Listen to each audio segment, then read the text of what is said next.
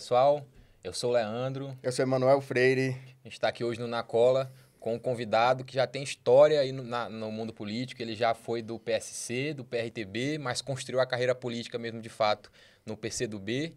É o deputado, e está hoje no PT, é o deputado mais atuante do estado do Maranhão, deputado federal, e está entre os 5 deputados com mais proposições, né, mais atuantes do Brasil, aqui em Brasília. Quem é, Tony? Hoje Quem é o deputado Rubem Júnior, do estado do Maranhão, que está aqui com a gente hoje, para falar um pouco da trajetória dele, contar um pouco da história dele para a gente também, e para a gente tirar algumas dúvidas aí. Obrigado, pessoal, pelo convite. Sempre bom participar de um podcast, momento que a gente consegue mostrar mais quem nós somos. Então, termina aqui numa conversa um pouco mais longa, a gente fala mais bastidores, conta mais, revela alguns segredos, então... E a gente consegue prestar conta também do mandato. Então, eu quero agradecer essa oportunidade e gosto muito toda vez que eu tenho essa chance.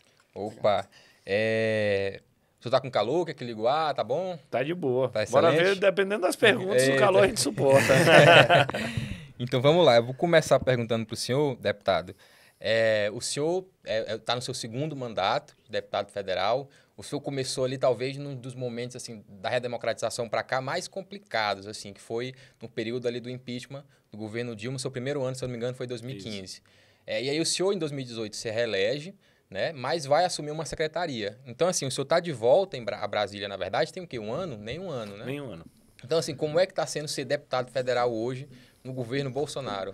Então, vamos por partes. Primeiro, eu me elegi em 2014, e aí a eleição foi no domingo, na segunda-feira eu me inscrevi no mestrado, porque eu queria dar continuidade aos meus estudos. Eu estou político, eu sou advogado. Então, eu me inscrevi no mestrado em Direito Constitucional. E na minha primeira no IDP aula... mesmo, no né? IDP. E na minha primeira aula, a professora de metodologia, a professora Júlia Ximenes, ela virou e disse: meus filhos, eu quero informar para vocês que tudo acontece durante o mestrado. Ela falando. Ela dizendo: eu fiquei grávida de gêmeos. Aí eu pensei, isso é coincidência, a professora tá enchendo o saco aqui para todo mundo achar... Cara, de fato, tudo acontece durante o mestrado. Durante o meu mestrado eu vi impeachment da Dilma, ascensão e queda do Eduardo Cunha, julgamento das denúncias do Temer, vi intervenção militar no Rio de Janeiro, então coisas que a gente nunca tinha visto, ou tinha visto muito pouco, há coisas que eu só olhava nos livros de história, eu estava vivenciando, e de dentro, e de perto. Em alguns casos até com algum protagonismo. Então foi um momento histórico, marcante, que a gente pôde mostrar a nossa forma de trabalhar. No 2º mandato, eu fui convidado pelo governador Flávio Dino para assumir uma secretaria, e terminei assumindo 2. Fui secretário de Cidades e Desenvolvimento Urbano, que cuida da política das intervenções nas cidades, praça, mercado, estrada, calçamento, avenida, não sei o quê, política urbana de uma forma geral. Cuida também da política habitacional do Estado e um pouco da política de saneamento. Então, para mim, foi uma grande experiência. Mesmo eu sendo advogado, tendo mestrado em Direito Constitucional, eu aprendi muito mais coisa de gestão pública no pouco tempo que eu passei na secretaria do que eu aprendi nos livros. O aprendizado dos livros ajuda muito. O aprendizado nos processos... Parte teórica, né? Ajuda muito, mas é totalmente diferente de você ser gestor público. Então, para mim, foi um grande aprendizado. Quando eu saí da Secretaria das Cidades, eu assumi a Secretaria de Articulação Política. Então, a Secretaria das Cidades me permitiu conhecer o que é uma secretaria. A articulação política me permitiu conhecer um governo como um todo. Porque na articulação política, tu faz articulação entre todos os órgãos, entre todas as secretarias. Então, isso tudo vai me completando nesse meu processo de formação política que eu vivo. Eu estou com 38 anos, eu sei que eu ainda não estou no final da minha caminhada, nem da minha trajetória.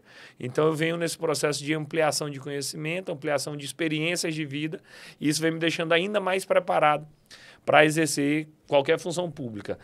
Depois disso, das secretarias, aí eu disputei a eleição de São Luís, que daqui a pouco tu vai me perguntar, e também eu venci um câncer. Então... quando eu reassumi o mandato, eu disse, olha, hoje eu estou muito mais preparado para exercer um cargo público do que antes. Por essas experiências político-administrativas, mas também por essa experiência de vida de disputar uma eleição e por essa experiência que transcende. Que de fato transcende essa questão de você ser acometido de uma doença fatal e mortal e ainda assim você conseguir ser vitorioso. Agora, qual é o clima hoje da Câmara? É o clima hoje do Brasil, é um clima de retrocesso, de retiradas de direitos. A pauta conservadora avança muito, eles estão organizados, eles são maioria na Câmara, a gente não tem sequer um terço. Se disser assim, ó, bora abrir uma CPI ali para investigar alguma coisa. A Câmara dos Deputados hoje não tem um terço dos deputados, que seria 171. Aí o pessoal diz, bora fazer o impeachment do Bolsonaro. Cara, não tem voto. Objetivamente, hoje não tem voto para tirar o Bolsonaro. Não tem voto para tirar o Bolsonaro no parlamentar, através do parlamento. Não tem voto, a gente vai discutir isso daqui a pouco, que é a eleição de outubro de 2022. Então, é um momento de muita dificuldade, onde a gente está o tempo todo na defensiva. Todo dia é uma pauta com alguma casca de banana em todas as comissões e também no plenário. Então, é um período de resistência. E aí eu até devolvo a pergunta, assim, beleza, é o último ano do governo Bolsonaro. Vocês acham que eles vão aproveitar para acalmar a pauta, porque é o último ano, ou eles vão acelerar a pauta, já que é o último ano, e vão botar para terminar de quebrar tudo? Passar a boiada, né? Enquanto puderem. É isso. Então, esse é o momento da gente ter ainda mais atenções, de resistir bastante. Infelizmente, nada é tão ruim que não possa piorar. Então, o governo piorar. Bolsonaro pode piorar ainda mais. E é por isso que a gente tem que fazer essa resistência parlamentar, essa resistência política para ter a vitória eleitoral lá na frente. O senhor acha que, na época, o senhor falou, hoje a gente não tem voto por meio do parlamento para impeachment o Bolsonaro, né?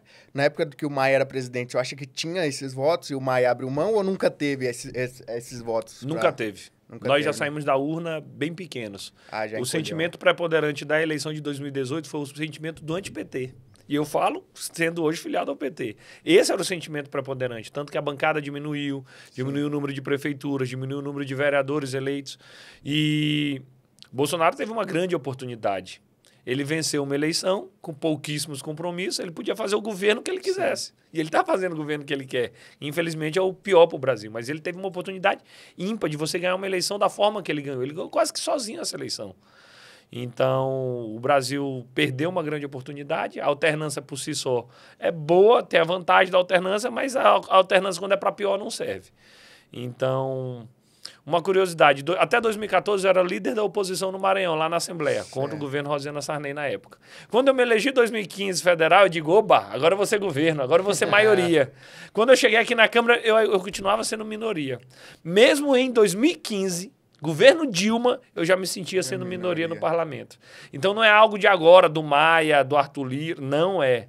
É algo já de uma conjuntura que vem no mínimo de 2014 para cá. Partido encolheu, é o Congresso Nacional cada vez mais conservador, cada vez mais rico, cada vez mais processado, e a gente ali com as pautas progressistas num cantinho apanhando e tentando resistir contra a retirada de direitos. O senhor falou em relação a essa trajetória sua, ainda na Câmara dos Deputados, né? O senhor foi eleito, entra ali em 2015, uma votação, inclusive, muito expressiva que o senhor teve, acho que 118 mil votos, se eu não me engano. E aí o que acontece? O senhor entra e enfrenta uma falta de governabilidade em relação a presidente, pega um Eduardo Cunha na presidência, quer dizer, um cara que tinha no mínimo assim, um jeito próprio dele de governar, e aí depois o senhor passa pelo processo ali em 2016, né? Final de 2015, 2016, processo de impeachment da presidente Dilma. O senhor conseguia enxergar, assim, durante sua trajetória ali, para onde as coisas estavam indo no Brasil? Ou o senhor acha que a eleição do Bolsonaro ainda conseguiu surpreender o senhor? Conseguiu surpreender ainda. Por mais que houvesse um processo de golpe democrático, nem nós, naquele momento, a gente tinha noção do que ia acontecer.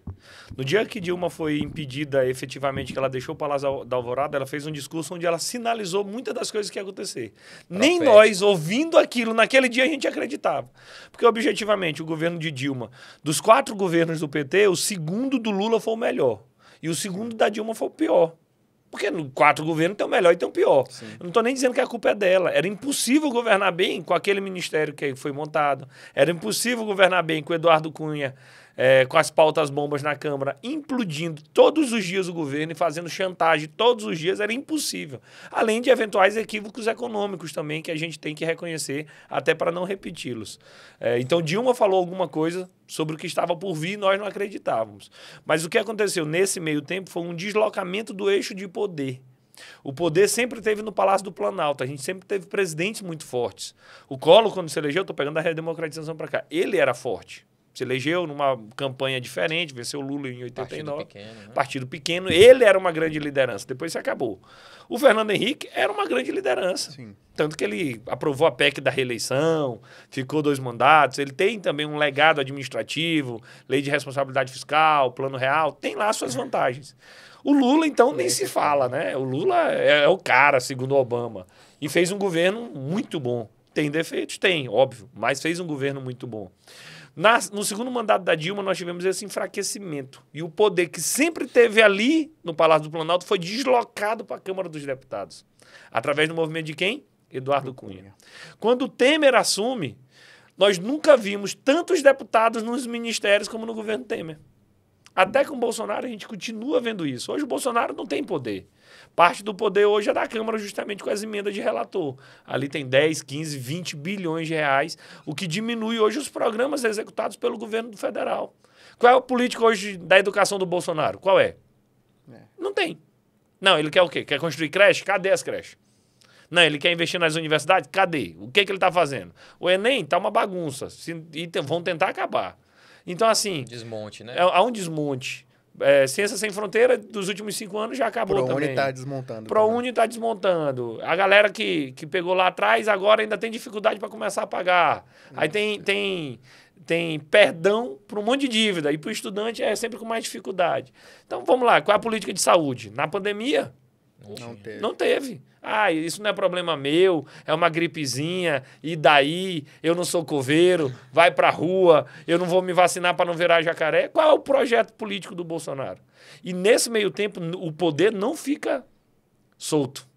Na hora que tem um presidente da República fraco, o poder foi lá para o Congresso Nacional.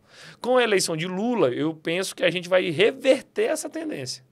E o poder volta a ter um grande líder político, como é o caso do Lula, e ele passa a comandar. Antigamente, a gente via prefeitos cadastrando propostas e levando para os seus municípios políticas públicas. Hoje isso não existe mais. Absolutamente não existe mais. Então, o processo de enfraquecimento da política...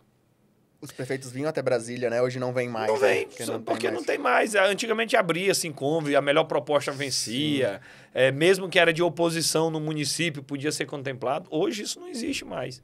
Então, vem um processo de enfraquecimento da política, e com todo o defeito, é a política ainda quem pode resolver boa parte desses problemas. Então, a gente ainda consegue ser surpreendido em piorar um pouco a cada dia que passa. Olha a frase que eu vou falar. O governo Bolsonaro é tão ruim que eu tô com saudade do Temer.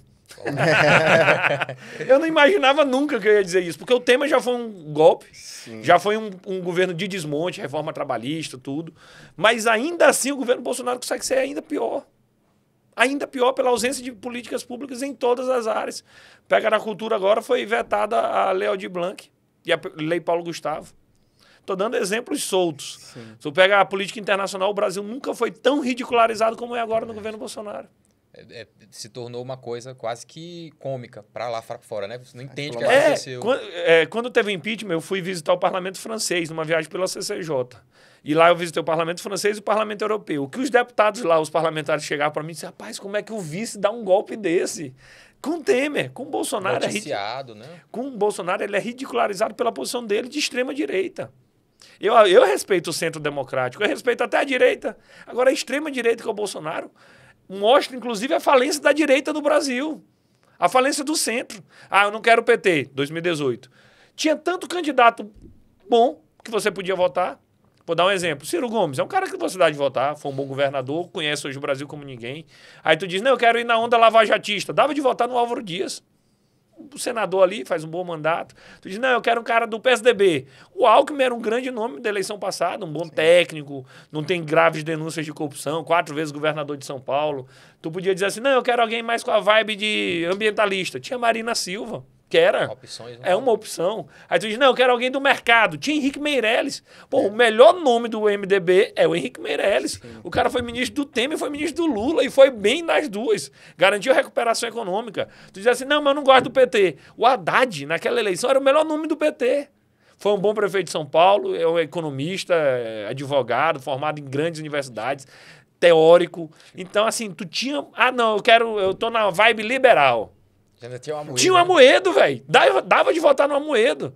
Só que só tinha 2 doidos na eleição, com todo perdão da expressão, que era o Daciolo e o Bolsonaro, e a população foi pro Bolsonaro, velho. Não tem explicação para um negócio desse. Agora, isso também reflete muitos erros nossos.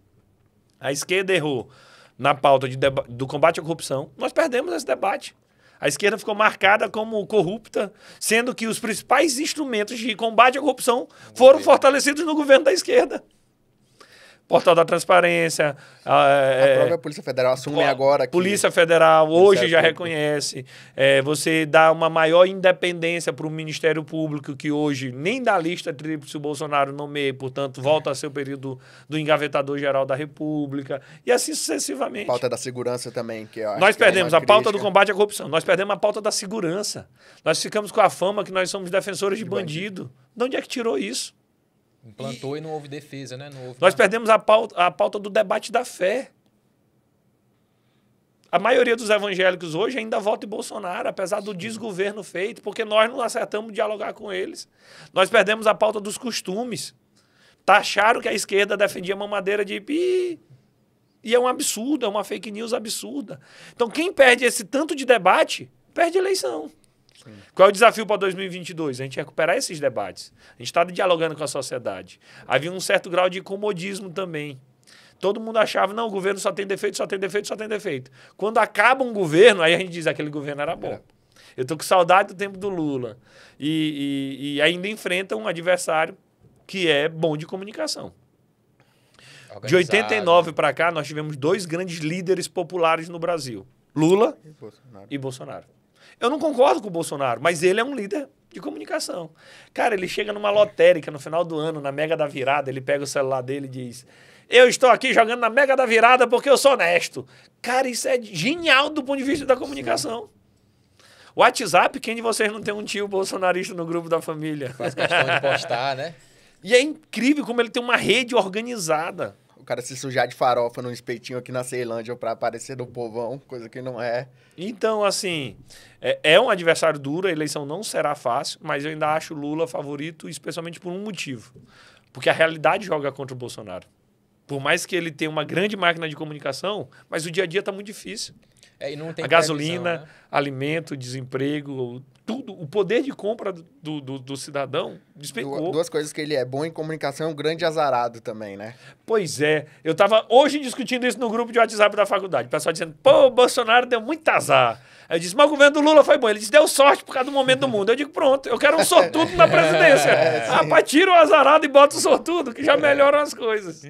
Então, assim, não me surpreende tudo que a gente passou, mas foi pior, além da conta. Ele conseguiu piorar, Porque em 2018 nós tínhamos outras opções. O Centro Democrático do Brasil não precisava ter ido para a extrema-direita. E foi. Agora é hora da gente disputar o centro. Não é hora da gente também fazer uma campanha de gueto. Sim. De a gente se isolar mais. Chegar a gente e dizer, tu votando no Bolsonaro, tu errou. Não é hora da gente dar lição de moral em ninguém. É hora da gente conquistar o centro democrático. Normalmente o centro fica pendendo, hora para um lado, hora para o outro. E nesse momento é o centro que está em disputa e, ao meu ver, o Lula é favorito porque contra o Bolsonaro a realidade pesa bastante. Deputado, uma pergunta um pouco mais sobre o seu histórico, assim, no passado. O senhor foi para o PCdoB já com o Dino, né? Para assumir a secretaria. Como que foi? Antes? Não, antes. Foi na minha reeleição. O meu primeiro mandato de deputado estadual eu me elegi num partido pequeno. Era o PRTB, apenas por questões eleitorais. Quando deu 1 ou 2 anos depois, eu digo, vou mudar de partido. Aí eu fui para o PCdoB, mas eu brincava que eu estava no PFD, Partido Flávio Dino. Como que foi? O senhor passou pelo PC também, né? Antes também, justamente procurando um partido que me proporcionasse minha primeira eleição, coeficiente, cláusula, partido, legenda. Então, a minha primeira afiliação foi uma afiliação que teve um objetivo único e exclusivo de viés eleitoral. Quando eu me elegi, eu digo, bem, agora eu vou encontrar um lugar para eu ficar e passar uma boa temporada, aquilo que eu realmente me identifico. Foi quando eu me filiei ao PCdoB. O senhor é protestante, né? Como que foi entrar para a esquerda, assim, com o protestantismo, a esquerda que tem bastante preconceito com a religião? Na verdade, quando eu entrei, eu era católico. O senhor era dentro católico. Da esquerda, eu nunca vi a pauta da religião em dia. Então, acho até que é um erro. da gente não debater muitos. No PCdoB, quando eu era, tinha uma frente evangélica, tem vários pastores, vários evangélicos que são do PCdoB, que eu conhecia, que eu convivia. Então, acho que isso é mais uma das muitas fake news que vem ainda essa aí desde o tempo da ditadura militar. Então, eu não tive problema. Eu me converti esse ano, no mês de março, um pouco depois de eu ter saído do PCdoB, um pouco antes de eu ter entrado no PT, mas as decisões religiosas, no meu caso, não se confundem absolutamente nada com questões políticas. Para mim, eu consigo diferenciar bem os dois campos. Então, apesar de que, por ser cristão, eu me vejo num partido de esquerda. Porque eu acho que aquilo que Cristo ensinou, o amor, solidariedade, humildade, servidão, estou muito mais próximo da esquerda, dessa pauta de fazer o bem para todos, do bem comum, do que da pauta da direita, que é o cada qual por si. Esse negócio de cada qual por si, que é bem liberal, bem da direita mesmo, eu não vejo amparo no cristianismo, mas eu prefiro não misturar política e religião, que dá confusão toda vez. Legal.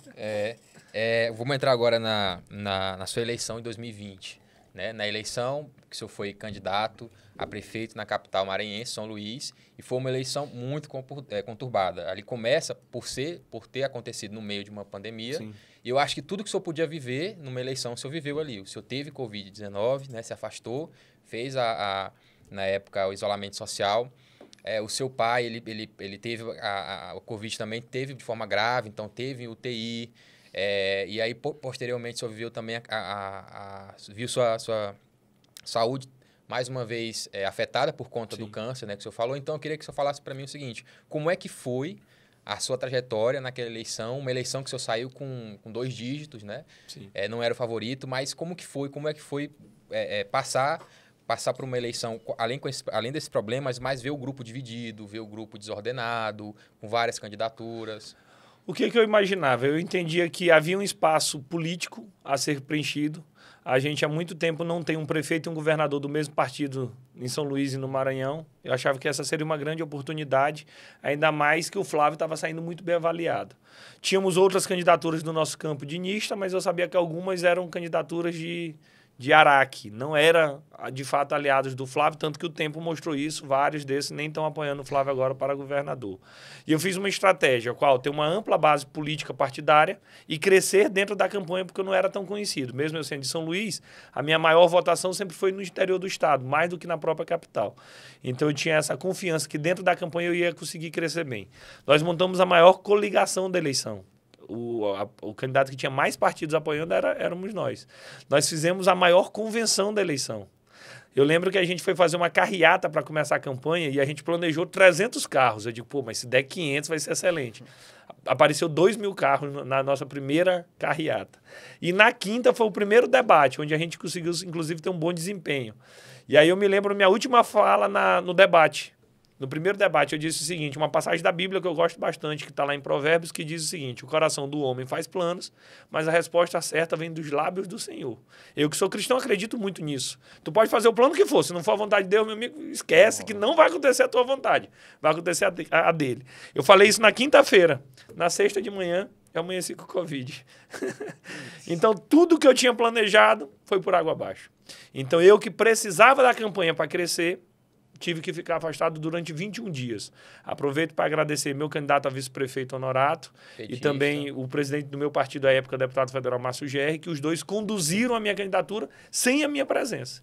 21 dias. Eu achava que eu ia ficar curado com 5 dias. Todo dia eu fazia o teste do nariz para ver se eu já estava curado. Meu nariz já estava dolorido. E a minha carga viral foi tão alta que eu continuava dando positivo. Aí o pessoal dizia, não, mas não transmite mais, pode ir para a rua. Mas eu só queria voltar para a rua depois que eu tivesse o exame dando negativo. Na época o pessoal dizia, 10 dias tu já pode ir que não transmite mais. Eu digo, só vou para a rua depois. Eu também não imaginava que ia demorar 21 dias. Né? Então assim, a campanha curta de 45 dias, eu fiquei 21 trancado dentro de casa. Ainda assim, nós saímos de 1% para 10,5%, 54 mil votos, acabamos em 4º lugar. Fizemos uma campanha bonita, defendi as bandeiras que eu acredito. Fizemos um bom debate da cidade, saí com meu nome limpo, porque numa campanha não teve uma denúncia de corrupção contra mim, uma denúncia de malversação de dinheiro público, uma denúncia de incompetência. E é uma experiência incrível você ser candidato a prefeito da capital do seu estado. Você elaborar um plano de governo, você debater, você estar em todos os bairros, o corpo a corpo, apesar da pandemia. Então, foi uma experiência muito boa e eu tenho certeza que sem a Covid o desempenho teria sido melhor. Quando eu peguei Covid, eu fiz uma reunião... Na sexta, eu amanheci doente, mas ainda não sabia que era Covid. E na sexta à tarde eu fiz uma reunião com minha coordenação de campanha. Ali, não apenas eu, mas toda a coordenação de campanha pegou Covid. Então a campanha entrou numa espécie de parafuso. Justamente por conta disso. Quem ficou mais grave foi meu pai. Ele ficou 35 dias na UTI e 9 dias entubado. Então isso eu não desejo para ninguém, você fazer campanha de manhã e à noite dormir no hospital. O que é entubado? Eu sou advogado, então não sabia bem o que era entubado. Entubado é a pessoa estar em coma induzido, respirando por aparelhos. Então é um momento de muita dificuldade. Eu me lembro um dia eu ajoelhado, fazendo uma oração, dizendo, Deus, pode levar política, pode levar tudo, eu quero é a vida do meu pai. E de fato eu trocaria qualquer batalha eleitoral por estar com ele restaurado, e graças a Deus hoje ele está restaurado, está bem, está com saúde, e isso é muito importante para a gente, mas saímos de cabeça erguida. Acredito que se nós tivéssemos tido um único candidato, a gente teria vencido a eleição. Acredito até se não tivesse tido racha no segundo turno, ainda acho que o grupo do Flávio Dino teria vencido a eleição. Mas são águas passadas, a gente tem que tirar lições delas e não repetir os erros agora em 2022, e a gente aprendeu bastante, não estamos errando em 2022. O senhor é mestre em constitucional, né, pelo IDP. Como que o senhor enxerga essa relação hoje do Congresso com o Judiciário, com o Executivo, aí, dentro das linhas, né, da Constituição, na sua visão? Como o Bolsonaro não tem muito apreço às regras do jogo, é o Judiciário e o Congresso Nacional quem está segurando as pontas do Brasil. A pandemia, o resultado só não foi ainda mais trágico porque o Congresso aprovou o auxílio emergencial. O Bolsonaro queria R$200, a gente aprovou de 600. Isso foi decisivo para que o impacto econômico fosse menor do que foi. E está doendo até hoje. O que tem de gente com fome é uma coisa absurda. Até mesmo na questão das vacinas, na questão das atribuições dos estados, o Supremo teve que fazer essa defesa da Constituição. Então, sem o posicionamento firme do Congresso Nacional e do Supremo Tribunal Federal, a gente teria resultados ainda piores diante dessa quadra. E qual é o problema? Imagina assim, você é dono de uma loja. Tu contrata um gerente. Ninguém imagina que vai vir uma pandemia. Mas tu quer o quê? Que o gerente vá bem no desafio. E o Bolsonaro, que era o gerente do Brasil naquele momento, foi mal, foi muito mal, foi péssimo. E é isso que faz com que o Brasil tenha 3% da população mundial e 11% dos mortos de Covid. Então não bate essa proporção. Não sei se é exatamente esses os números, mas é algo assim. Então, resultado, ele nem salvou vidas e agora, que a economia patina, de forma que prejudica especialmente os mais pobres, ele quer dizer que a culpa é do fica em casa. Então ele nem salvou vidas e nem está salvando a economia. Então ele fracassou nas duas pontas. Mas, apesar de tudo, o Congresso Nacional e o Supremo Tribunal Federal se mantiveram coerentes com a defesa da Constituição e da democracia. Detalhe, o Bolsonaro já chegou no seu pior momento? Não. É possível que piore ainda mais. E se piorar ainda mais, quem tem que resistir é justamente o Congresso Nacional e também o Supremo Tribunal Federal. Vou dar o exemplo do presidente Arthur Lira. Eu gosto do Arthur Lira, eu não gosto do Arthur Lira. Não vou nem discutir isso. Eu, pessoalmente, tenho uma boa relação com ele. Ele chegou agora, nessa última semana, e deu uma declaração. As urnas eletrônicas são confiáveis. Mesmo Pacheco ele sendo aliado. Também. Rodrigo Pacheco, presidente do Senado, disse as urnas eletrônicas são confiáveis. Quando disseram, bora aprovar o voto impresso, eles disseram, não, nós não vamos aprovar, nós vamos derrotar o voto impresso na Câmara dos Deputados. Então, com todo o defeito do mundo, o Congresso Nacional ainda tem feito seu papel. E na hora que diz assim, chegou uma ditadura, as duas primeiras porradas, quem recebe? Uma, o parlamento, é o primeiro a ser fechado. Duas, a imprensa é a primeira a ser calada.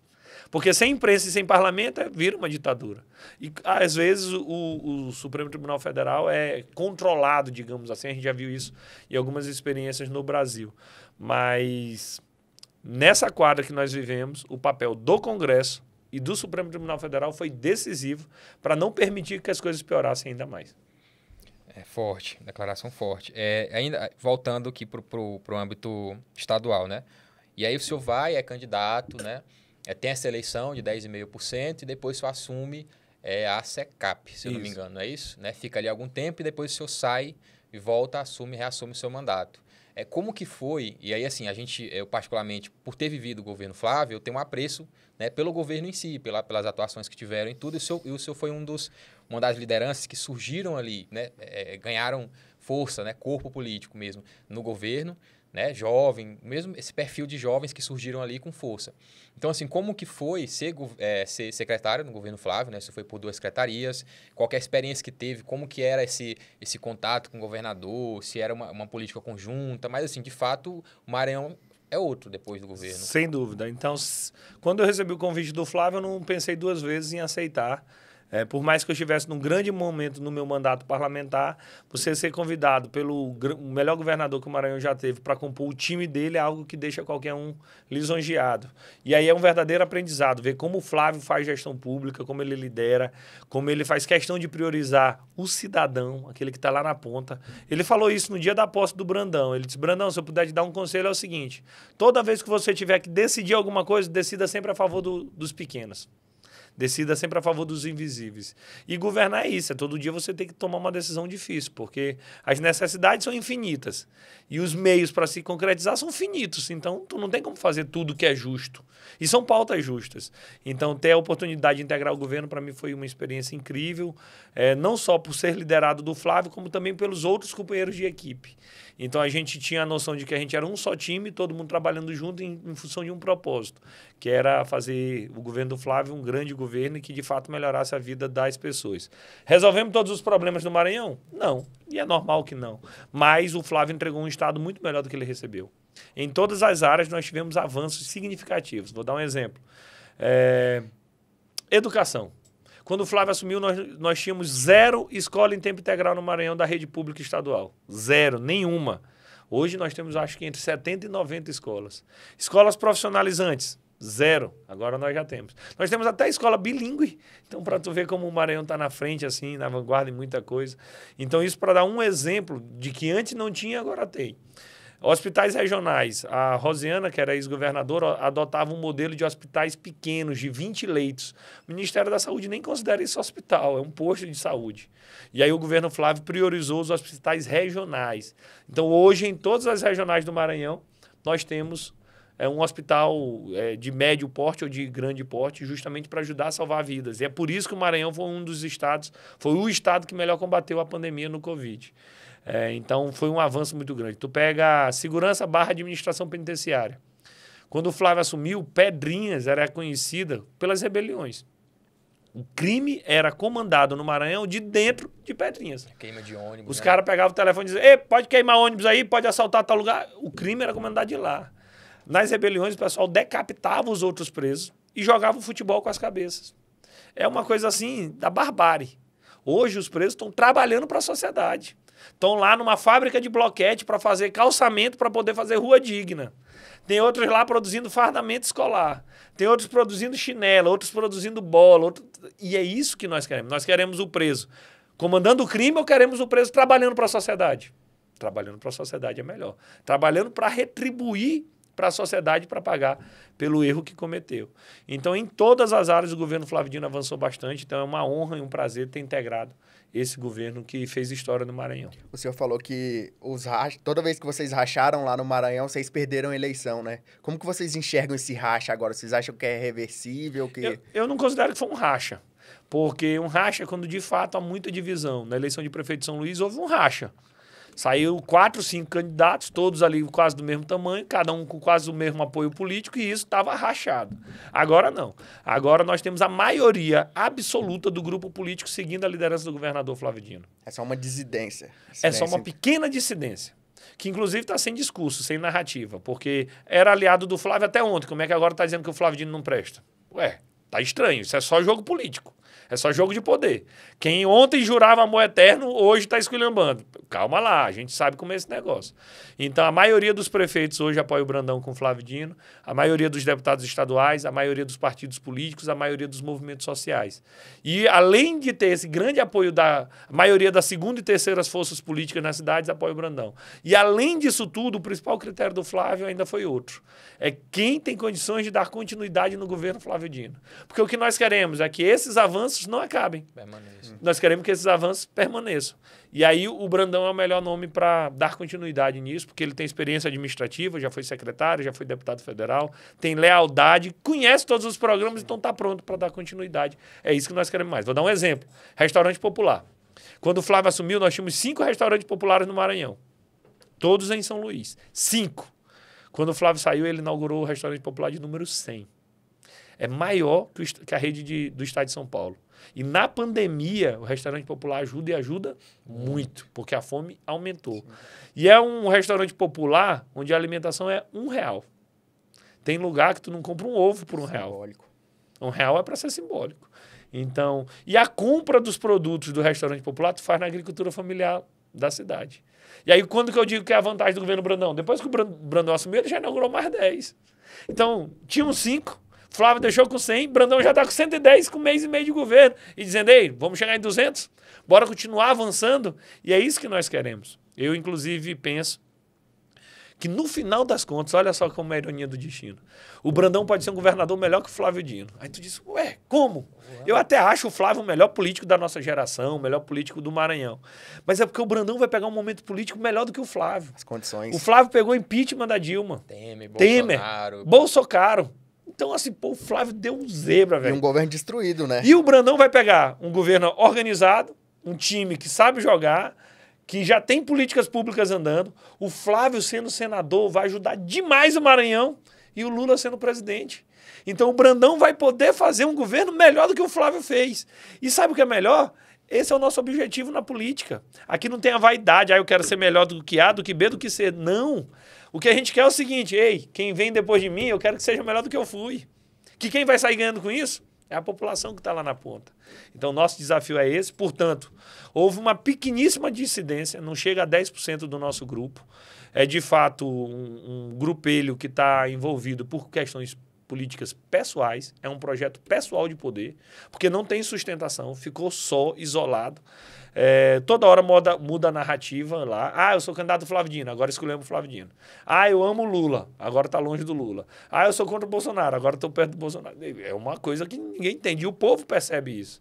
Então, acredito que nós temos o apoio da maioria do grupo político, é por isso que Brandão cresce hoje em todas as pesquisas.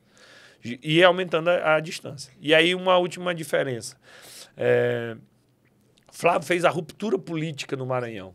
E ruptura tu só faz com porrada. Então era guerra. Eu era o líder da oposição, eu sei do que eu estou falando. Agora não tem mais esse clima de guerra no Maranhão. Não tem mais a necessidade de tanto conflito. E Brandão já é mais calmo, ele já é mais moderado, ele já é mais maleável, ele consegue inclusive ampliar as bases. Então, nós perdemos um pouco de aliados? Perdemos um pouco. Mas estão vindo outros aliados que não votavam com a gente que agora votam. Primeiro, porque o governo Flávio Dino é muito bom. Se o governo Flávio fosse ruim, esses caras não se juntavam com a gente. Segundo, pelas próprias características do Brandão. Então, né? Eu acho que esse casamento, Flávio Dino e Brandão, deu certo nos últimos 7 anos e 4 meses. Vai continuar dando certo pelo bem do povo do Maranhão. Em relação ainda a essa questão de fidelidade, né? Eu não vou citar nomes aqui, nem exatamente... Eu vou! Mas, assim, o senhor teve uma situação em 2020, né, de atrito com o então candidato que foi para o segundo turno, né? E aí, mesmo com o atrito que houve na campanha ali... Eu e o Duarte. Isso, exatamente. E aí, o que acontece? Você sobe no palanque dele, né, esteve na coletiva, declarando apoio e justificando, inclusive, dizendo que o senhor se manteria coerente com a base que o senhor tinha. Isso. E que era a base do governo. Então, assim, como que você faz para você não... Porque não foi uma coisa tão simples, né? Foi uma situação pessoal. Então, como que você faz para você tirar isso de lado e se manter ali coerente com relação ao projeto político? Primeira coisa, a gente tem que saber para que a gente está fazendo política. Se é para a gente, se é um projeto pessoal, ou se é um projeto de um grupo político para ser revertido à maioria da população. Eu não faço política movido por interesses particulares, por interesses pessoais. Isso desde o início. Talvez se eu quisesse ter mais tranquilidade, eu teria feito um concurso público assim que eu me formei. Eu entrei na faculdade, na Universidade Federal do Maranhão, com 16 anos. Com 22 eu estava formado, eu poderia ter seguido como meus tios que são juízes, minha avó que é juiz, eu poderia ter seguido outro ramo. Eu já era analista judiciário do Tribunal de Justiça. Eu fui aprovado no concurso no 7º o período da faculdade. Vez ou outra eu fico olhando quanto é o salário e digo, eita, rapaz, será se eu fiz o certo? Mas assim, então a primeira coisa, deixe interesse pessoal de lado. Segunda coisa é pensar justamente no que é melhor politicamente para a cidade e o que é melhor politicamente para todo o nosso grupo político. Então eu não tive dúvida de que o melhor era seguir a liderança do governador Flávio Dino. Eu fiz um pedido na época para o deputado Duarte. Eu disse, olha, você agrediu a mim e ao meu pai publicamente. Então eu peço que você se retrate publicamente. E isso ele fez. Ele pediu desculpas no privado, eu disse, no privado não serve. Peça desculpa publicamente. E ele se retratou publicamente. E eu digo com toda a franqueza do coração, eu prefiro perdoar quem me agrediu e pediu desculpa do que quem me traiu. E eu sei quem me traiu na eleição de 2020. Gente que era meu amigo, que eu contava e que na hora me traiu e ainda foi me tratar como adversário. Então eu tenho mais facilidade para trair quem me agrediu e pediu desculpa do que quem me traiu e ainda foi tomar um cafezinho comigo depois, sorrindo e com a faca me apunhalando nas costas. E por fim, eu sou cristão, né? E cristão a gente diz que perdão é uma máxima nossa, né? E perdoar é assim como nós perdoamos a quem nos tem ofendido. Não está na oração que Jesus ensinou no Pai Nosso? A gente não pode falar isso da boca para fora. Então, é perdoar assim como nós perdoamos a quem nos tem ofendido. Se a gente não perdoa quem nos ofendeu, a gente não vai ser perdoado. Então, perdão para mim não tive dificuldades, por isso que eu, inclusive, nomino sem nenhum tipo de problema em relação a isso. E naquela época eu fiz uma crítica política ao Duarte. Eu disse, Duarte, tu tá no partido errado, no PRB. Teu partido é da base do Bolsonaro. O deputado presidente do teu partido tá lá com o Bolsonaro agora. E o filho do Bolsonaro tá no teu partido. Foi o que eu disse para ele. Ele saiu do partido. Eu digo, aí, Duarte, como eu tava certo. Ó, tu mudou, tu tá no PSB, agora teu partido tá certo. Então a crítica que eu fiz foi política, mas já superado, águas passadas. E tem mais um detalhe. Antes de eu conceder o perdão, eu consultei meu pai, que foi o ofendido. Mesmo ele se recuperando, ele disse, não, Júnior, pode declarar apoio. Então, ele próprio, que foi o agredido, ele consentiu com o perdão, que era o melhor para a gente. Fui contestado por algumas pessoas, mas eu penso assim, eu penso em fazer política sempre de grupo, com lealdade, mas também tendo o princípio que a gente também não pode abrir mão. Você falou de traição agora, né? A gente viu aí o Temer no governo Dilma, né? Que agiu por trás ali. Como que o senhor enxerga essa questão do Alckmin na chapa com o PT? Eu acho que é aceitável, corre o risco de traição e a gente, em nome da democracia, o PT está disposto? Não, o Alckmin não tem um espírito e uma tradição golpista. Ele tem uma tradição de ser um homem sério. Tu tem ressalvas contra ele do ponto de vista ideológico, mas tu não vai ter ressalvas para ele do ponto de vista administrativo. Ele é um bom gestor. Vamos lá, o Alckmin era o melhor quadro do PSDB no Brasil. O Serra talvez disputasse com ele, é diferente do Aécio Neves, que aí já eram outros problemas. Mas o Alckmin era um cara muito bom. E a política a gente tem que parar de discutir esquerda, direita, partido A, B e C, e a gente discutir mais os problemas, as pessoas e as soluções. Então o que é que eu disse lá atrás? Que a gente não pode brigar só com a esquerda. Se a gente ficar só com a esquerda, a gente repete os 45% do Haddad. A gente precisa buscar o centro.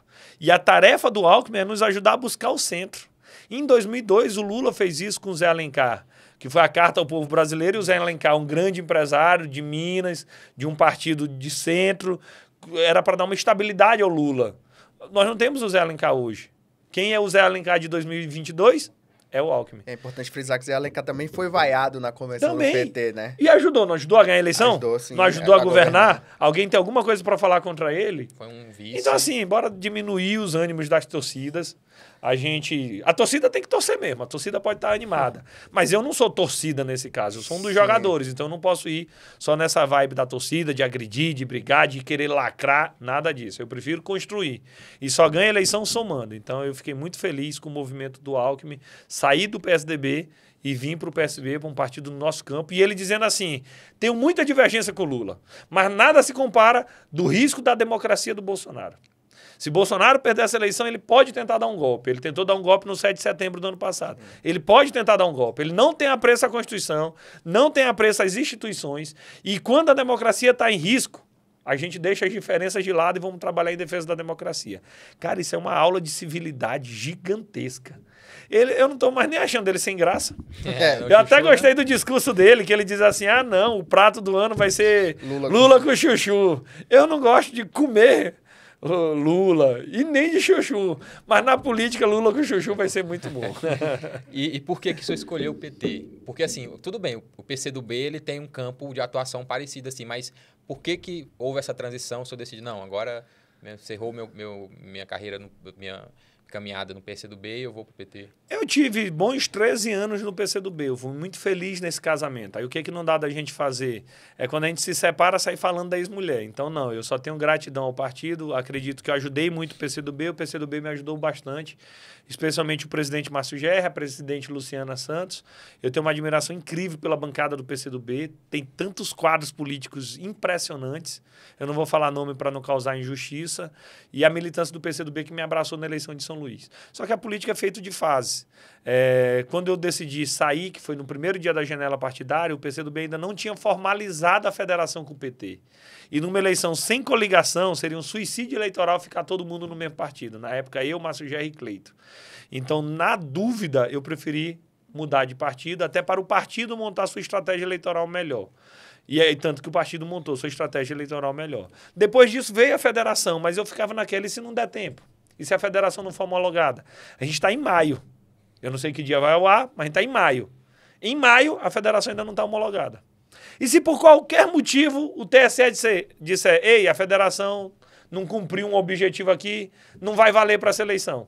Aí seria um suicídio eleitoral para o time do PCdoB no Maranhão, e aí eu achei que isso não era justo, por isso que eu decidi sair. Quando eu saí do PCdoB, eu fui convidado por mais de 10 partidos, da direita, do centro e da esquerda. E todo mundo fazendo especulação, me botando em todos os partidos. Quando foi anunciado no PT, que é o partido que eu me identifico bastante e que eu penso que eu consigo reforçar a pré-campanha do Lula no Maranhão, que ele já lidera, e com muito espaço de crescimento para minha atuação parlamentar aqui na bancada do PT no Congresso Nacional, foram os motivos determinantes que me levaram a me filiar aqui. Então, por exemplo, no PCdoB, nós éramos 8 deputados. Eu nunca teria a chance de disputar uma presidência de uma comissão grande na Câmara dos Deputados. Ah, o PV me convidou. Eu digo, olha, eu não vou sair do PCdoB, que tinha 8, para ir para o PV, que tem 4. Então, se é de estar na federação, eu penso que a melhor estratégia eleitoral está logo no maior partido da federação. E, nesse caso, não é uma aliança alienígena. Tem muita gente que se filia assim, que o pessoal diz, que loucura é essa? Como é que esse cara está aí? Né? No meu caso, sair do PCdoB para o PT faz sentido, então mostra que eu tenho coerência, que eu estou do mesmo lado do Rio. E o partido que eu escolhi, eu tinha alguns requisitos. 1, que apoiasse a candidatura do Lula. 2, que apoiasse o Brandão no Maranhão. 3, que apoiasse o Flávio Dino para o Senado. Então, o PT eu estou em casa. Então, senhor, voltando um pouquinho aqui à questão do constitucionalismo mesmo, como que o senhor avalia essa questão do Daniel Silveira e a relação dele com o STF, com o Congresso? Se essa questão do perdão ela vai avançar mesmo, se o STF vai barrar? Vamos lá, por partes. Primeiro, ele há tempos vem cometendo diversos tipos de crime contra as instituições. E não adianta dizer que a imunidade dele o preserva, que a imunidade não pode ser desculpa para a impunidade. A imunidade tem como objetivo fortalecer uma prerrogativa do mandato. É para isso que ela existe. Quando ela é desvirtuada, que ela joga inclusive contra os mandatos, contra o sistema democrático, contra as instituições, a imunidade deixa de valer e aí ela passa a se transformar num elemento de defesa da impunidade. Então eu não conheço o processo em si, o caso concreto, mas entendo que a gente tem que respeitar a decisão do Supremo Tribunal Federal. Ah, o Supremo erra. Óbvio, erra. Formado por homens e mulheres, tem erro. Mas no nosso desenho institucional, quem erra por último é o Supremo.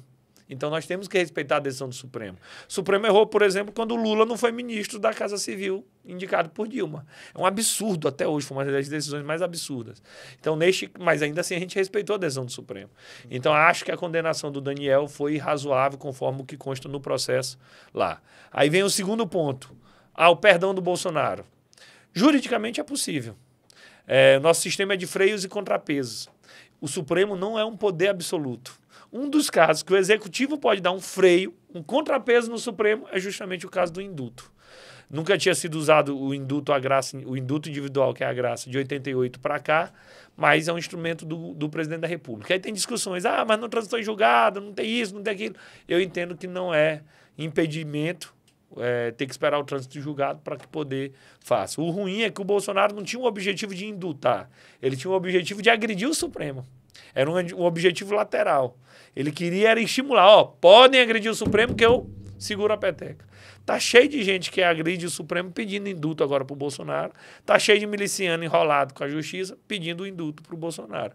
Repare que Dilma poderia ter indultado alguns companheiros do PT que foram condenados na Lava Jato. Isso nunca foi feito. Indulto individual, anistia, nada disso foi feito.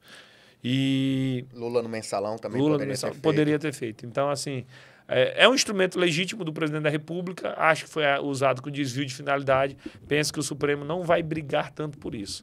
Agora, as outras penas, porque a pena da cadeia tá, digamos assim, anistiada. As outras penas acessórias, não. Então, Daniel Silveira vai ficar sem direitos políticos, vai ter multa, já teve multa aí, bloqueio das contas dele, isso e aquilo. E, para mim, assim, a presença dele na Comissão de Constituição e Justiça aí é achincalhar. O regimento permite, né? O regimento permite. Cada partido indica o seu membro e ninguém pode questionar o dos outros. Então, regimentalmente está correto, mas politicamente é um absurdo. Porque ele é condenado. Ele não vai ser preso, mas ele é condenado. E aí, cadê aquele pessoal que dizia a condenação em segunda instância vale? Ele foi condenado pelo Supremo Tribunal Federal, pela instância máxima do judiciário brasileiro. Então, acho que é uma espécie de achincalhe vê-lo lá na CCJ, mas o que cabe à crítica política é o que nós temos feito.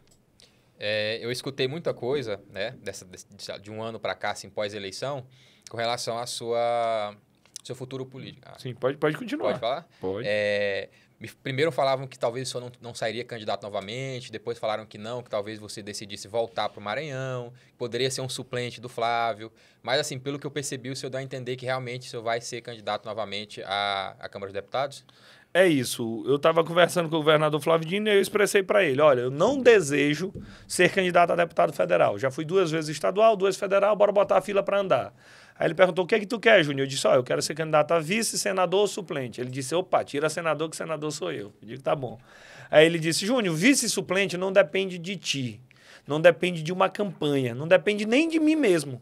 É a conjuntura política que faz. Vou te fazer um pedido. Sai candidato a federal de novo.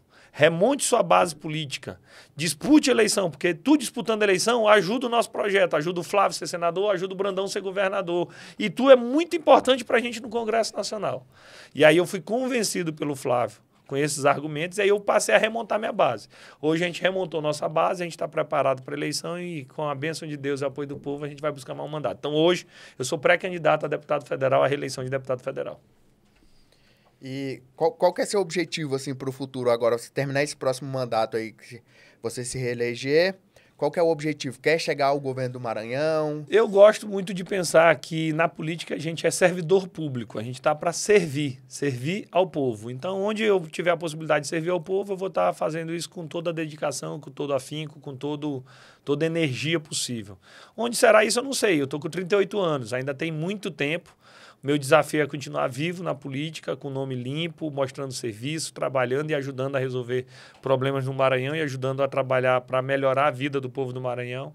Então, onde vai ser isso, para mim, não faz muita diferença. Sabe aquele cara que quer estar no time jogando? Sim. Se vai ser na lateral esquerda ou de volante, eu quero estar lá no meio do jogo. Esse é o meu desejo. Então, o senhor não pensa em sair da política agora? Assim? Não penso. Da política a gente não sai. Às vezes o povo tira, mas a gente não sai. É verdade. E, assim... com relação ao futuro agora, o governo Lula, num cenário onde ele se eleja novamente. O senhor, de 2016 para cá, o senhor teve votos muito... numa mesma linha, vamos dizer assim. O senhor votou, por exemplo, contra o processo de impeachment, Sim. O senhor votou contra a PEC do teto de gastos, o senhor votou contra a reforma trabalhista. E aí, assim, o senhor eleito, o governo Lula se elege também, qual que você acha que vai ser o papel do governo, assim, perante esse novo Brasil que ele vai encontrar? Assim, a gente tem que ter uma visão de esperança. Uma visão de esperança de que o Brasil tem jeito. Tu tem como melhorar muito a vida das pessoas. A primeira coisa que o próprio presidente Lula usa é botar o pobre no orçamento. Não adianta tu falar em defesa do povo, em defesa da democracia, se o povo não estiver recebendo políticas públicas. E política pública só se faz com dinheiro, com orçamento, com investimento. Então, o principal desafio nosso hoje é justamente poder avançar para estancar a retirada de direitos, colocar o pobre no orçamento e voltar a ter políticas públicas em todas as áreas. Do jeito que eu disse, não tem política pública de educação com Bolsonaro. Com Lula tinha. Nós tivemos um período de expansão das universidades federais, nós tivemos uma expansão gigantesca dos institutos federais tecnológicos. No governo Dilma, nós tivemos uma expansão do número de creches. E eu estou dando exemplos de ausência do Bolsonaro que tinha antigamente. Então, tem tanta coisa para ser feita que eu não consigo nem enumerar. Acho que o mais importante é ter esperança, é estancar a retirada de direitos e colocar o pobre no orçamento para que ele seja sujeito de direitos e que dessa forma possa, inclusive, melhorar a vida do nosso povo, especialmente daqueles que mais sofrem. O senhor acha que vai ter clima político assim para que ele consiga tocar de fato o governo, ou ele vai ser um governo, por exemplo, que vai ter que conversar mais do que, por exemplo, o próprio Bolsonaro precisa? O Lula já é um animal político, ele já conversa demais. Tanto que ele trouxe o Alckmin para ser vice dele, é uma baita jogada num xadrez político. E ele que tem uma trajetória de vida como ele tem, de retirante nordestino, de líder sindical, para só depois virar político e chegar a presidente da República com a inteligência que ele tem. Teve algumas pessoas com quem eu conversei na minha vida que eu fiquei impressionado. Um deles foi o Lula. Cara, eu conversei com ele assim, eu olhei assim. Quando ele entrou na sala, eu pensei, esse velho não aguenta mais uma eleição, não. Com 5 minutos, ele era o dono da sala, assim, tinha dominado todo mundo, com muito carisma, com muito envolvimento e com uma comunicação impressionante. Então, acredito que o resultado dessa eleição é que define como será o governo Lula. Se o Lula ganha no primeiro turno, nós vamos ter muita força política para fazer as mudanças que são necessárias. Se o Lula ganha por 2 votos a eleição no segundo turno, aí vai ter muito combustível para ter golpe, para ter resistência, para ter confusão. Então esse é o período da gente centrar fogo primeiro na campanha para depois a gente pensar como vai ser o governo. Eu torço por isso. Tem muita gente dizendo, no primeiro turno eu não vou votar no Lula não, vou votar em fulano. Mas no segundo turno eu voto no Lula. Meu amigo, eu não quero que tenha segundo turno. Porque o segundo turno, imagina, 3, 4 semanas, vão incendiar o Brasil, vai virar uma guerra. Imagina os grupos de WhatsApp. Imagina o risco de vida de muita gente num clima de uma campanha belicosa como deve ser essa. Então, eu pessoalmente torço excepcionalmente que essa eleição seja resolvida no primeiro turno para a gente diminuir o risco antidemocrático e para dar uma maior tranquilidade, uma pacificação social, que é o que a gente está precisando agora, um pouco de paz. O senhor acha que a gente vai ter um Congresso mais progressista aí nesses próximos anos? Eu acho que o presidente da República é que dá o tom. A principal pauta do parlamento é feita pelo executivo, até um dos motivos do enfraquecimento do legislativo. Acredito que com Lula na presidência a gente desloca o eixo do poder, sai da Câmara, como estava, volta para o Palácio do Planalto, e aí eu acho que quando juntar a esquerda, o campo progressista, mais o centro democrático, eu acho que a gente vai ter a maioria necessária para fazer as mudanças que a gente precisa. Vamos finalizar? Vamos. O senhor é maranhense, raiz, né? Assim, do interior mesmo. Não, de São Luís. O senhor é nasci em São Luís. Mas o senhor tem um contato forte com o interior. Eu tive essa sorte. Minha família é do interior, então eu nasci em São Luís, morei uma parte no interior do Maranhão, morei uma parte em outros estados, como tantos maranhenses retirantes. Eu morei em Roraima, um bom pedaço. E aí depois voltei para São Luís, mas eu tive a oportunidade de conhecer tanto a vida da capital como do interior, então isso tudo foi me ajudando no meu processo de formação. Então, assim, o senhor conhece bem o Maranhão, né? Sim. E o senhor tem na sua digital, assim, nesses 7 anos, o senhor tem sua digital presente no governo de fato. Sim. Então, assim, muitas das realizações ali você teve presente. E como maranhense, assim, se eu tivesse... Eu sou maranhense, mas o Manuel não é, os meninos aqui não são. Se eu tivesse que me vender uma passagem, falar assim, olha, Léo, Manuel, você vai lá no Maranhão, por que o senhor me daria justificativo, assim, conhecendo o Maranhão que o senhor conhece hoje? Cara, o que eu mais gosto do Maranhão é o do povo. Pense um povo acolhedor, manso, pacífico, que tu chega, tu diz assim, eu conheço esse cara aqui já uma vida toda. No Nordeste, de uma forma geral, é assim.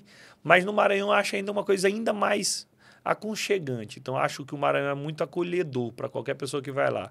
Nós temos belezas naturais incríveis. Então, em todas as regiões do estado, nós temos coisas belíssimas. Eu estou no norte, nós temos um litoral muito bonito, nós temos Alcântara com cidades históricas, nós temos os campos da Baixada, que é espetacular, nós temos os lençóis, nós temos a Chapada. Não, eu quero visitar a cachoeira, nós temos. Não, eu quero visitar uma área de muitas lagoas, nós temos. Então, não, eu quero visitar algo ligado à floresta amazônica, nós temos. Então, termina que de beleza natural também o Maranhão é encantador. O povo muito batalhador, muito trabalhador. Tanto que quando o maranhense sai para trabalhar em outros estados, é reconhecido e destacado. Diz, rapaz, o cabo ali, ele é bom de serviço. Então, acredito que essa combinação de lugar mais gente, que é o que mais o Maranhão se torna atrativo para quem quer ir numa passagem. Agora, o danado é que o cara, quando bebe água do Maranhão, ele fica, viu? Ele não sai mais embora, não. Deputado, quero agradecer a sua presença aqui, dizer que foi um prazer para a gente tê-lo aqui com a gente na nossa mesa, no Na Cola, ouvir um pouco mais sobre a sua história lá no Maranhão, ouvir um pouco mais sobre os objetivos e sua visão também do que vem pela frente aí. Então, muito obrigado por estar aqui presente, viu? Você, o Leandro aqui, que tá aqui com a gente. Inclusive, dá para parabenizar, falei para o senhor aqui em off, a assessoria, que foi muito prestativa, os meninos aí que toparam na hora praticamente. Obrigado e assim, desejo para o senhor sucesso nessa caminhada. Sei que tem uma campanha difícil aí. O Maranhão um pouquinho menos ali, pelo clima lá ser mais tendente do seu partido, mas uma campanha que não deixa de mexer com os nervos. E a gente está à disposição, sempre que o senhor quiser, estamos aí. Só para agradecer aquilo que eu disse, prestar conta, contar um pouco de história, tirar algumas dúvidas, agradecer também o registro da nossa equipe. De fato, eu gosto muito da nossa equipe, a gente é muito integrado. Eu sempre fiz questão de ter uma equipe de comunicação grande, porque é justamente a forma da gente mostrar. Tu trabalhar e tu não conseguir mostrar, não adianta nada, ainda mais nos dias de hoje. Então, eu quero agradecer vocês por essa oportunidade. Que Deus abençoe. E é só chamar que eu venho de novo. Amém. Pode deixar. Vou ficar na cola de vocês. Pode deixar. Valeu, pessoal. Pessoal, valeu. Um grande abraço.